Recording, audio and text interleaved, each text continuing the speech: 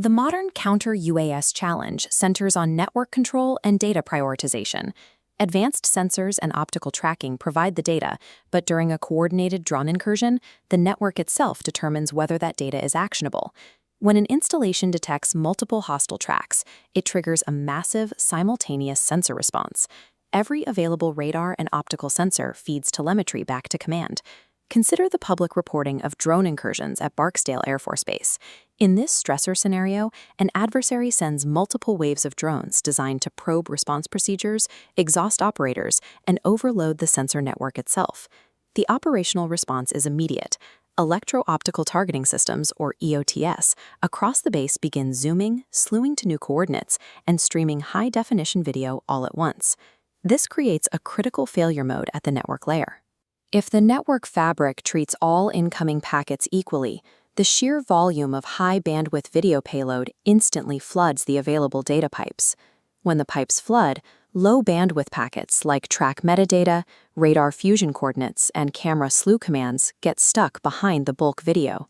The cameras are recording, but the command center is effectively blinded because the critical location data arrives too late to act on. This diagram compares network architectures during a stressor event. Without a control plane, the network becomes a bottleneck where bulk video crowds out track metadata. With PTCP-SARAHAI, critical metadata is placed on dedicated fast paths to survive the overload. To maintain operational tempo during a drone swarm, base networks must stop acting as best effort video pipes and operate as a deterministic control plane that actively manages traffic priority.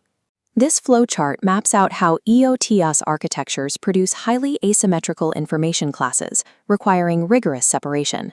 Disparate physical inputs, EOIR camera towers, radar and RF arrays, and manual pan-tilt zoom commands are all funneled into a central software controller. This table categorizes that incoming data into 5 strict traffic classes, ranking them by mission value rather than file size. At the bottom is P4, bulk video. It consumes the vast majority of network bandwidth, but a raw, unanalyzed video feed is rarely the most time-critical asset for a kinetic interception. Conversely, P1 track IDs and P2 camera slew commands are tiny in data size, but operationally decisive. Delaying a slew command by a fraction of a second means losing visual custody of a fast-moving drone. P3 evidentiary data, like chain of custody metadata and video pointers, must also be preserved, as it is required for post-event investigations and command accountability. The control plane executes dynamic priority separation. It automatically places P1 and P2 data on verified fast paths with low latency, while shaping the heavy P4 video traffic onto a slower, buffered path. By continuously categorizing and separating this traffic, the network preserves its own operational capacity, ensuring that mission value always takes precedence over sheer packet volume. Once traffic is classified, standard network rules are no longer sufficient to route it. Traditional networking relies on shortest hop logic, which sends packets directly into existing congestion. This topological graph illustrates the SARAHAI routing model, plotting routes known as mission geodesics.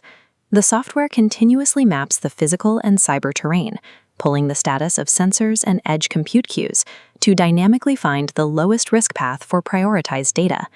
This cost-function equation calculates exactly how those routes are chosen. The first half of the equation measures the standard friction of any network path, analyzing current latency, packet jitter, loss, and hardware risk. The differentiator is the subtraction of kappa, the mission priority variable. By mathematically lowering the computed cost of routing P1 and P2 data, the system actively forces critical EOTS packets to bypass normal traffic jams. Geodesic routing guarantees that the most valuable data takes the optimal path, maintaining track continuity even when physical network segments are pushed to their limit. Executing complex routing logic in real time presents a hardware problem. Relying on a centralized host CPU to inspect and route every packet introduces unacceptable latency. The solution is to push this control logic entirely out to the infrastructure edge, utilizing a split fast path and slow path hardware design. The software enabling this edge execution is eBPF. eBPF allows sandboxed programs to classify and tag packets directly at the operating system's kernel level. It routes data instantly without modifying the core system architecture or burdening the host CPU. This architectural diagram details the first deployment model for fabric-wide sensor enclaves, utilizing a sonic top-of-rack switch. Inside the switch, eBPF handles the fast path packet classification, immediately identifying the mission priority of incoming sensor data. Simultaneously, the switch's internal state databases and SAI mechanisms push those approved routing rules directly to the switch ASIC. This ensures the priority routing is enforced at absolute line rate speed. This second diagram maps out a deployment model for isolating specific edge compute nodes using an NVIDIA BlueField DPU. Here, the DPU acts as a physical gateway, sitting directly in line between raw EOTS sensors and the host command system. The DPU utilizes the DOCA framework to execute service chaining.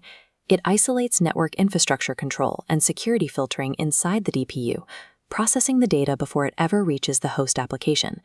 Embedding control logic directly into top-of-rack switches and DPUs protects the central compute power of the base while enforcing mission priorities at absolute line rate speeds. Advanced drone swarms frequently deploy cyber attacks, such as decoy traffic or lateral credential movement, alongside physical incursions to distract defenders. Traditional cyber defenses relying on deep packet inspection fail here. Analyzing individual payloads is too computationally expensive and slow while managing a kinetic swarm. This diagram illustrates the PTCP zero-day approach, a payload-blind monitoring system that watches for structural deformation in the network's topology rather than inspecting file contents. If a compromised camera suddenly communicates in a way that violates its established baseline, the system flags the anomaly immediately. The control plane then stages minimal effective containment. It quarantines the compromised node or revokes its token, while explicitly preserving the established fast paths for all legitimate tracking sensors. Topology-aware containment surgically halts lateral cyber movement without triggering a blanket network shutdown that would blind security forces precisely when they need their sensors most. The ultimate value of a deterministic network lies in the operational outputs it delivers to human personnel under pressure. This workflow charts the differing requirements of a base's defense personnel. Security forces require real-time kinetic awareness, while the Office of Special Investigations needs intact post-event evidence. Because the network actively filters and protects critical metadata, security forces receive a ranked common operating picture featuring reliable target tracks, free of network jitter and bulk video lag. Simultaneously, the system mirrors a continuous, mathematically guaranteed and time-stamped evidence stream for OSI investigators, detailing exactly what happened, when it happened, and the integrity of the network at the time. This diagram outlines the ACISO digital twin, making automated network control auditable. ACISO fuses telemetry, policies, and asset states into decision cards.